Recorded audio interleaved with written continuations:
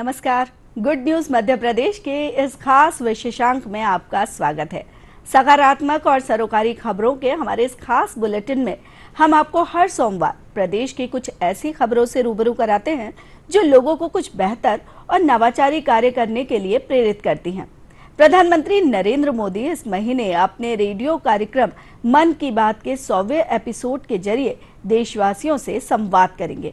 PM के इस कार्यक्रम से पहले हम प्रदेश की उन हस्तियों से आपको एक बार फिर रूबरू करवा रहे हैं जिनका पीएम ने मन की बात में जिक्र किया है।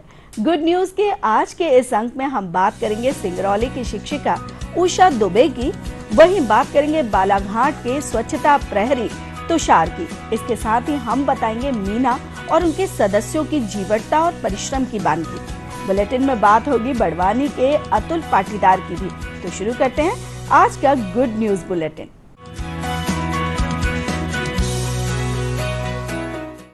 सिंगरौली में शिक्षा के क्षेत्र में नवाचार कर रही शिक्षिका उषा दुबे के कार्यों की प्रधानमंत्री नरेंद्र मोदी ने अपने मन की बात कार्यक्रम में प्रशंसा की है। अंचल में पुस्तकालय वाली दीदी के नाम से पहचान रखने वाली उषा दीदी अपने अनोखे प्रयासों के कारण पूरे इलाके में मशहूर हैं। देखिए ये रिपोर्ट।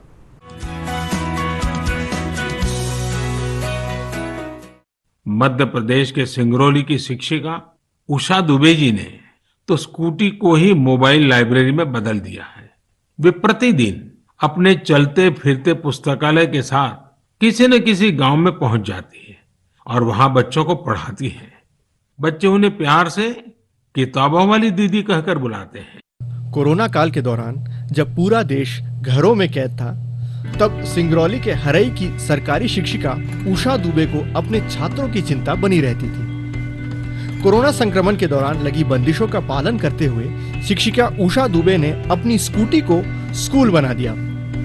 वे स्कूटी से ही छोटे छोटे इलाकों में पहुंचकर बच्चों को शिक्षा देने लगी। जहां से उनकी स्कूटी निकलती, बच्चे पीछे पीछे उनके साथ चले आते।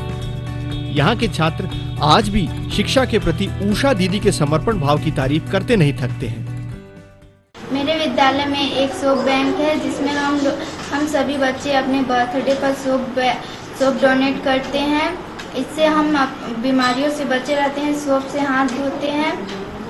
कोरोना काल में स्कूल बंद होने के कारण हमारे मैडम हमारे घर पुस्तकालय लेकर के आती थी और वहाँ हम अच्छे किताब पढ़ते थे। उषा दुबे ने शिक्षा के साथ साथ स्वच्छता के प्रति भी लोगों को जागरूक किया है। प्रधानमंत्री नरेंद्र मोदी के स्वच्छ भारत अभियान से गहराई से प्रेरित उषा दुबे ने अपने स्कूल में सोप बैंक बनाया है।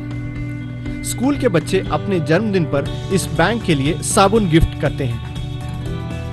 इस साबुन का स्कूल में ही इस्तेमाल किया जाता है। मध्यम वर्गीय परिवार में जन्मी उषा दुबे शिक्षा को सर्वोच्च प्राथमिकता देती हैं। हमारे बच्चों के लिए हम लोग इनकी एग्जाम्स भी लेते थे ऑनलाइन। हमने गूगल फॉर्म्स के माध्यम से बच्चों के लिए एग्जाम फॉर्म भी बनाए थे कि बच्चे जो पढ़ रहे हैं उसका मूल्यांकन कैसे करें हम, तो वो हम उसके माध्यम से भेजते थे। इस तरह से जो टेक्निकल सपोर्ट मुझे चाहिए वो मेरी बेटियों से मिला और मुझे जो मानसिक जो एक सपोर्ट रहता है वो मेरे परिवार से बराबर मिलता रहा है। और मेरे परिवार में जिस तरह से बेटियों की पढ़ाई के लिए सभी लोग सतर्क हैं, मैं चाहती हूँ कि ऐसे ही समाज में हर कोई अपनी बच्चियों को पढ़ाए, क्योंकि बच्चियां जब पढ़ेंगी तो वो एक आगे जाकर के देश की एक अच्छी नागरिक तो बनेंगी ही, लेकिन परिवार का एक मजबूत स्तंभ बनेगी। पिछले 5-6 वर्षों से हमारे देश में एक अलग सा ही माहौल है।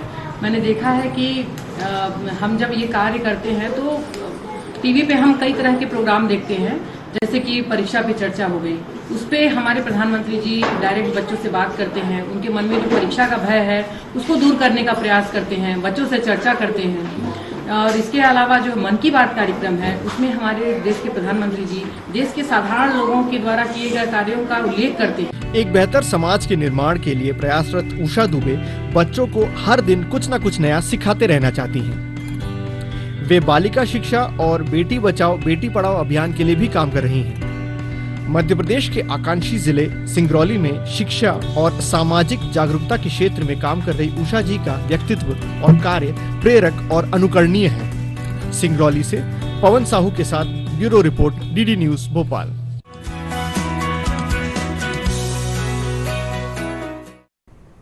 प्रधानमंत्री नरेंद्र मोदी ने मन की बात कार्यक्रम में बालाघाट के तुषार के स्वच्छता सरोकारों को देशवासियों के साथ साझा किया। शारीरिक तौर पर अशक्त तुषार स्वच्छता के प्रति न सिर्फ खुद जागरूक है, बल्कि वे ग्रामवासियों को भी स्वच्छता के लिए प्रेरित करते हैं। आइए देखते हैं।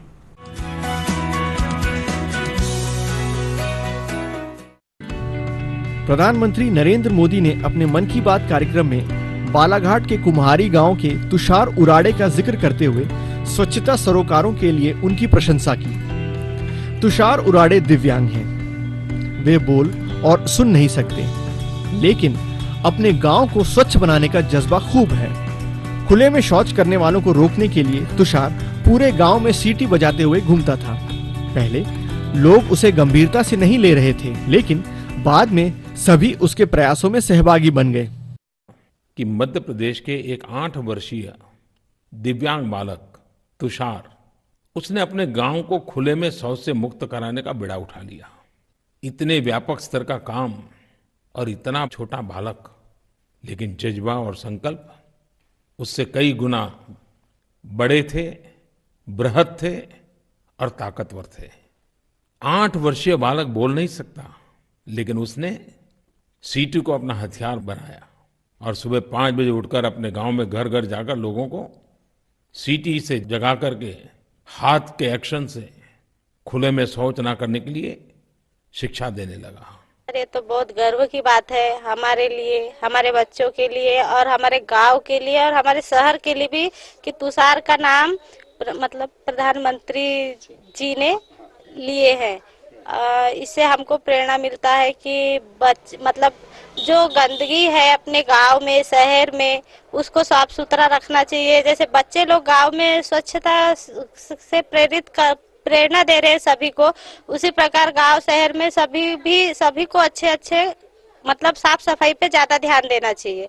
2-4 साल 5 साल पहले गांव में स्वच्छ अभियान का वो यही चला था, उसमें भाग लिया था। सीटी वीटी बजा के पब्लिक को प्रोत्साहित करता था, खुले में जाने से रोकता था। सुबह उठ जाता 4-5 बजे, जो लोटा लेके जाए उनको मना करता था, सीटी बजा के मत जाओ, घर में शौचालय बनाओ, शौचालय में जाओ, उससे गंदगी नहीं होगी, ऐसा वैसा सब बोलता था। ये अच्छा बताता था इशारे से। अच्छा, अपने गांव में अभी अच्छा प्रभाव है, यानी सबके यहाँ शौचालय बन गया, खुले में शौच नहीं करने जा रहे हैं, सबके यहाँ शौचालय कंप्लीट हो गया है, गंदगी नहीं है। प्रधानमंत्री नरेंद्र मोदी ने जब तुषार के सफाई सरोकारों को मन की बात कार्यक्रम में साझा किया, तब स्थानीय नगर पालिका ने इस बच्चे को अपने अंचल का स्वच्छता का ब्रांड एम्बेसडर बनाया। आज तुषार ने अपने प्रेरक कार्यों से न सिर्फ खुद को बल्कि परिवार को भी गौरवान्वित किया है। जिला प्रशासन भी तुषार के स्वच्छता सरोकारों से प्रभावित है। साफ सफाई के प्रति बच्चे के जज्बे को देखते हुए नगर पालिका परिषद ने उसे स्वच्छ भारत अभियान का ब्रांड एम्बेसडर बनाया है। निश्चित तौर पर माननीय प्रधानमंत्री जी के आह्वान पर पूरा देश जो है स्वच्छता में जुटा। हमारे यहाँ कुम्हारी में जो तुषार है, निश्चित तौर पर उसने अच्छा काम किया है। वर्तमान में वो सफाई को लेकर के गांव के बाकी लोगों को जागरूक कर रहा है। नो प्लास्टिक वेस्ट, नशा मुक्ति, इन सब पे जागरूकता अभियान में वो बढ़ चढ़ के भाग ले रहा है। हमारी नगर पालिका भी उनको ब्रांड एम्बेसडर के रूप में उनको नियुक्त किया है। प्रशासन की तरफ से जो भी बच्चे के लिए हो पाएगा, हम लोग प्रयास करेंगे कि ऐसे लोगों के कारण ही पूरे के पूरे समाज में परिवर्तन आता है। और फिर शासन और प्रशासन तो अपना काम करता ही है, लेकिन ऐसे लोगों का सहयोग यदि हम लोगों को मिलता है तो फिर उसमें काम का जो रफ्तार है और भी ज्यादा बेहतर होता है। तो मतलब मेरे साइड से भी तुषार को ढेर सारी बधाई। स्वच्छता के प्रति प्रधानमंत्री नरेंद्र मोदी के अभियान का देश भर में गंभीरता से पालन किया जा रहा है। देश भर में चलाए गए इस अभियान ने तुषार जैसे छोटे बच्चे को प्रभावित किया है। शारीरिक तौर पर अशक्त होने के बाद भी तुषार ने जिस जज्बे से गांव को खुले में शौच से मुक्त कराने में अपनी भूमिका निभाई है, वह निश्चित ही प्रेरक है। बालाघाट से श्रीनिवास चौधरी के साथ bureau report, DD news Bhopal.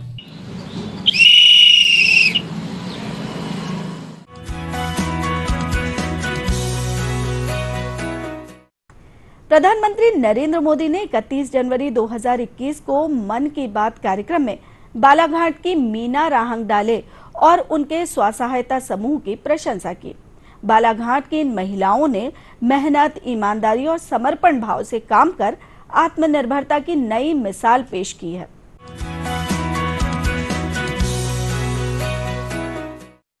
Balaghat जिले के बिरसा विकासखंड के चिचगांव की रहने वाली मीना राहंगडले स्व सहायता समूह के साथ राइस मिल चला रही हैं। मेहनत, आपसी सहयोग और समर्पण भाव से काम कर रहा यह स्व सहायता समूह उस समय चर्चा में आया जब प्रधानमंत्री नरेंद्र मोदी ने अपने मन की बात कार्यक्रम में इनके कामों का जिक्र किया। कोरोना महामारी के दौर में मीना राहंगडले और उनके स्व सहायता समूह की महिलाओं ने आपसी सहयोग से राइस मिल खरीदकर इसका संचालन शुरू किया। चावल का व्यवस्थित प्रोसेस कर महिलाओं का यह समूह हर महीने अच्छा खासा मुनाफा भी कमा रहा है। जबलपुर के चिचगांव में कुछ आदिवासी महिलाएं एक राइस मिल में दिहाड़ी पर काम करती थी। कोरोना वैश्विक महामारी ने जिस तरह दुनिया के हर व्यक्ति को प्रभावित किया, उसी तरह ये महिलाएं भी प्रभावित हुई। उनकी राइस मिल में काम रुक गया। स्वाभाविक है कि इससे आमदनी की भी दिक्कत आने लगी, लेकिन ये निराश नहीं हुई। इन्होंने हार नहीं मानी। इन्होंने तय किया कि ये साथ मिलकर अपनी खुद की राइस मिल शुरू करेगी। जिस मिल में ये काम करती थी वो अपनी मशीन भी बेचना चाहती थी। इनमें से मीना राहंगडले जी ने सब महिलाओं को जोड़कर स्वयं सहायता समूह बनाया और सबने अपनी बचाई हुई पूंजी से पैसा जुटाया। जो पैसा कम पड़ा उसके लिए आजीविका मिशन के तहत बैंक से कर्ज ले लिया। और अब देखिए, इन आदिवासी बहनों ने वही राइस मिल खरीद ली जिसमें वो कभी काम किया करती थी। आज वो अपनी खुद की राइस मिल चला रही हैं। इतने ही दिनों में इस मिल ने करीब 3 लाख रुपए का मुनाफा भी कमा लिया है। इस मुनाफे से मीना जी और उनकी साथी सबसे पहले बैंक का लोन चुकाने और फिर अपने व्यापार को बढ़ाने के लिए तैयारी कर रही हैं। मोदी जी के नाम लेने से ही ग्रामीण क्षेत्र की महिलाएं जब मोदी जी के मन की बात में जब आ जाती है तो बहुत ज्यादा प्रोत्साहन बढ़ जाता है और उन्हें आत्मविश्वास हो जाता है कि हमने इतना अच्छा काम किया। और मोदी जी ने जब नाम लिया तो हमको गौरव महसूस हुआ। हमें बहुत प्रभाव पड़ा और हम आगे हम किसी के सामने जाके बात करने की क्षमता हमारे पास नहीं थी। हमने इस मिल के माध्यम से हम कहाँ जाना आना फिर सब कार्य किया हमने। उससे हमको बहुत ज्यादा आत्मशक्ति हमारा आत्मसम्मान बढ़ा और हम आगे आके अब छोटी छोटी बातों में गांव में हर कार्य को करने में हमारी सक्षमता बढ़ गई। सरकार की नीति ये थी कि महिलाएं जब आगे बढ़ रही हैं तो उस सरकार द्वारा हमें CCL की राशि, FCL की राशि ये सब उन्हें दिया और हमें आगे बढ़ने के लिए प्रोत्साहन किया। योग्यता स्व सहायता समूह की महिलाओं ने अपनी मेहनत, समर्पण भाव से काम करने की अटूट ताकत और इच्छा शक्ति से सफलता की नई इबारत लिख दी है। उनकी सफलता की इस कहानी को साझा करते हुए PM ने कहा कि यह खबर प्रेरणा देने वाली है। प्रधानमंत्री से सराहना के शब्द सुनकर आज ये महिलाएं बेहद खुश हैं। प्रधानमंत्री जी मन की बात में हमारे राइस मिल के बारे में बोले तो उस बारे से हमको सुन के बहुत गर्व प्रतीत हुआ। जहाँ जाते थे तो आपके गांव में ऐसा हुआ, आप लोग इतने आगे बढ़े, हमको गर्व प्रतीत हुआ और बहुत अच्छा महसूस हुआ। सभी के बीच में जाओ बैठो और हमारे गांव का नाम रोशन होता है, हमारे समूह का नाम रोशन हुआ। समूह के माध्यम से हम लोग जो लोन ले पा रहे हैं सर, उसमें हमारा गुजारा भी चल रहा है, उसको समय पे पटा भी सकते हैं।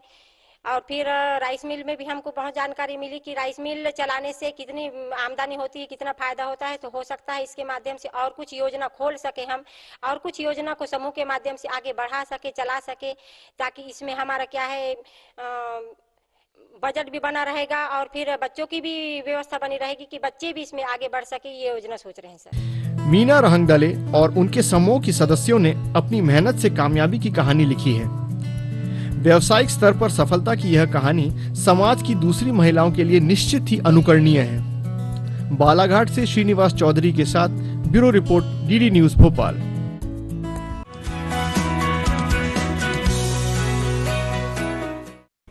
प्रधानमंत्री नरेंद्र मोदी ने बड़वानी जिले के अतुल पाटीदार का भी अपने मन की बात कार्यक्रम में जिक्र कर उनकी प्रशंसा की। डिजिटल क्रांति के जरिए अतुल अपने अंचल के 4000 से अधिक किसानों को जोड़ चुके हैं। उनके प्रयासों से यहाँ के किसान खाद, बीज, कीटनाशक आदि की होम डिलीवरी हासिल कर पा रहे हैं।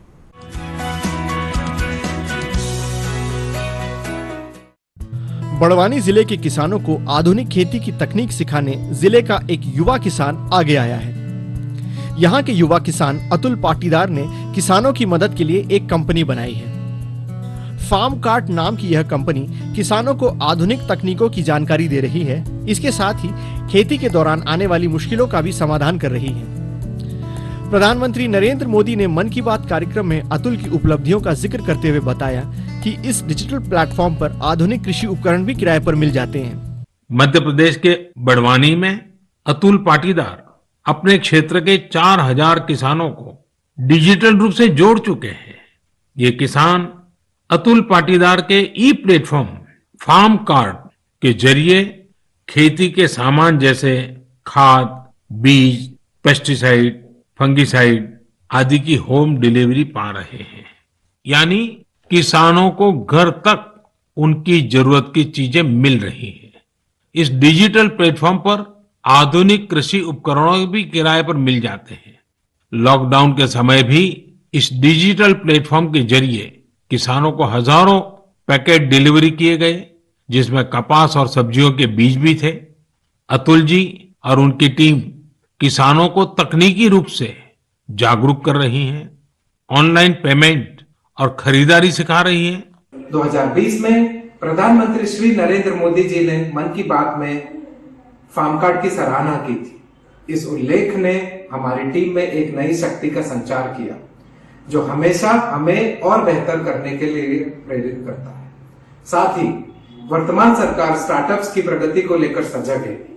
यह भारतीय कृषि क्षेत्र में नई तकनीकों के लिए सबसे उपयुक्त समय है।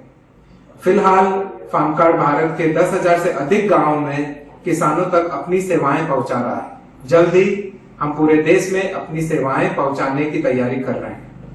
हम चाहते हैं कि देश का हर किसान ऑनलाइन हो और नई टेक्नोलॉजीज के माध्यम से देश का हर किसान समृद्ध हो। अतुल की यह कंपनी अंचल के 1 लाख किसानों से जुड़कर उनकी समस्या का समाधान कर रही है। कनाडा से उच्च शिक्षा हासिल कर चुके अतुल ने दोस्तों की सहायता से इस कंपनी का गठन किया था। आज यह कंपनी 10,000 गांवों के 1 लाख किसानों से सीधे जुड़कर उनको कृषि उपकरण, दवाई के साथ खेती की आधुनिक तकनीक की जानकारी देकर लाभान्वित कर रही है। करीब 5 वर्ष पहले अपने कुछ भारतीय साथियों के साथ फार्म कार्ड की शुरुआत की। हम जानते थे कि ग्रामीण किसान नई तकनीकों के इस्तेमाल से हिचकिचाते हैं, इसलिए हमारी टीम ने 5000 से अधिक किसानों के साथ मिलकर उनके बिहेवियर और कैरेक्टरिस्टिक्स को समझकर तकनीकी समाधानों का डेवलपमेंट किया। आज 1 लाख से ज्यादा किसान घर बैठे विश्व प्रसिद्ध अत्याधुनिक कृषि उत्पाद ऑर्डर कर रहे हैं। हमने इन किसानों को एक डिजिटल यूआईसी आइडेंटिटी भी क्रिएट की है। यूआईसी के माध्यम से वे पर्सनलाइज्ड एग्री सॉल्यूशन प्राप्त कर सकते हैं। किसान परिवार से ताल्लुक रखने वाले अतुल पाटीदार खेती में आने वाली समस्याओं को बहुत अच्छे से समझते हैं। उनकी कंपनी फार्म कार्ड मध्य भारत से शुरू की गई देश की पहली कृषि तकनीकी स्टार्टअप है। प्रधानमंत्री नरेंद्र मोदी के मन की बात कार्यक्रम में इस स्टार्टअप का जिक्र होने से टीम के सदस्य और भी बेहतर काम के लिए प्रेरित हुए हैं। बड़वानी से शिवपाल सिसोदिया के साथ bureau report, DD news Bhopal.